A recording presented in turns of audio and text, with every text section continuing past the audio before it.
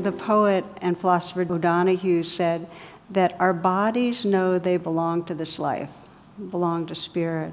It's our minds that make us so homeless. And I often think about how our bodies know how to draw and to sing and to dance, and they know how to be sexual and how to give birth, and they know how to heal, and they know how to die. You know, they know all of this. We know how to mourn, and we know how to celebrate. And the given is that we leave our bodies regularly, and there is a forgetting.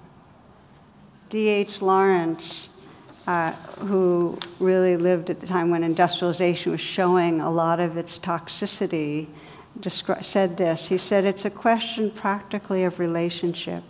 We must get back in relation, vivid and nourishing relation, to the cosmos and the universe. For the truth is we are perishing for lack of fulfillment of our greater needs. We are cut off from the great sources of our inward nourishment and renewal, sources which flow eternally in the universe. Vitally, the human race is dying. It is like a great uprooted tree with its roots in the air.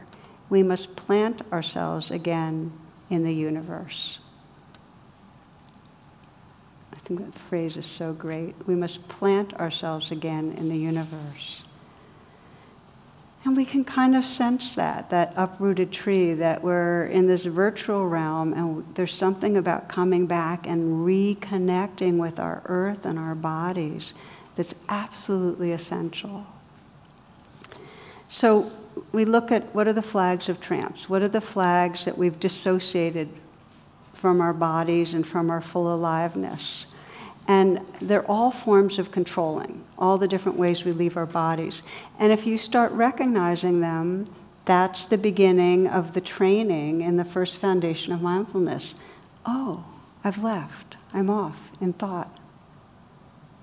And then I'm going to give you the different kind of flags. Come back. So one big flag, most of us know, obsessive thinking. And we all get caught in it, where we're just absolutely lost and we're totally riveted, and it's the repeating visitors of worrying and planning and rehearsing, and you know how much we're preparing for what's around the corner, how often we're trying to figure something out. And it's like our world collapses, it becomes tiny and small, and we miss out. And we miss out on what's in our body.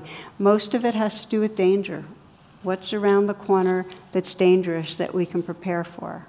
To the degree we're intensely caught in obsessive thinking, there's an unwillingness to be here. There's something difficult that we're really avoiding. Okay, one is obsessive thinking. The second flag of trance, judgment. Whenever we're in judgment, and this is a deep habit, there's something wrong with you, there's something wrong with me, or there's something wrong with the world. We are leaving our bodies where the actual feeling of aversion or fear or hurt or jealousy or whatever it is lives, the only place that we can actually heal. But when we're caught in judgment, we're removed. Obsessive thinking, judgment, and then all the habits of distracting numbing. And we know them. We know the consumer habits. We're leaving our body, the living reality here, when we're, trying to grab after the next fix, and a lot of it's online. It is an addiction. It's going to be in DSM if it's not already more refined, but it's an addiction. And when we're online, we're rarely awake, feeling sensitive, feeling empathy, feeling open. So we're plugged in.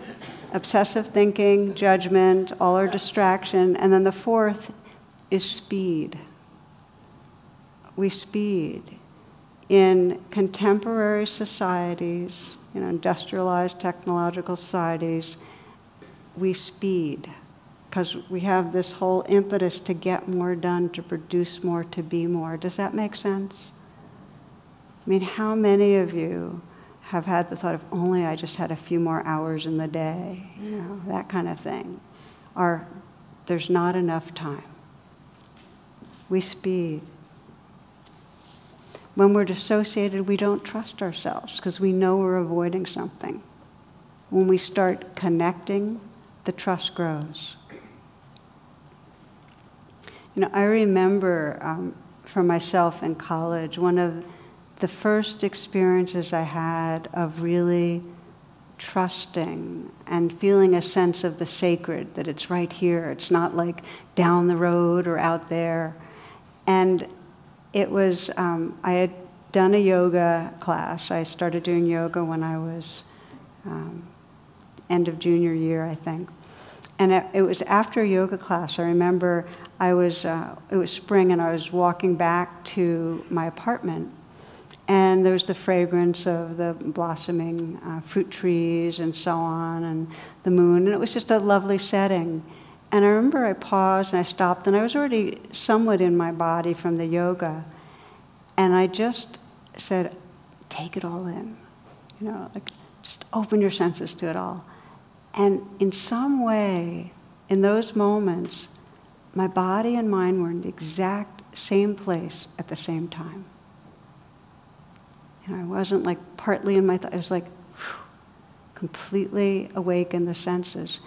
And a little afterwards, I had the thought, oh, that is sacred space. That fully inhabiting the moment.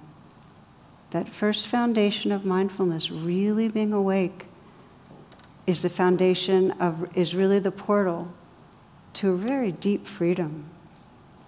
Life felt sacred. The poet Kabir says, inside this clay jug there are canyons and pine mountains, and the maker of canyons and pine mountains, the God whom I love, is inside.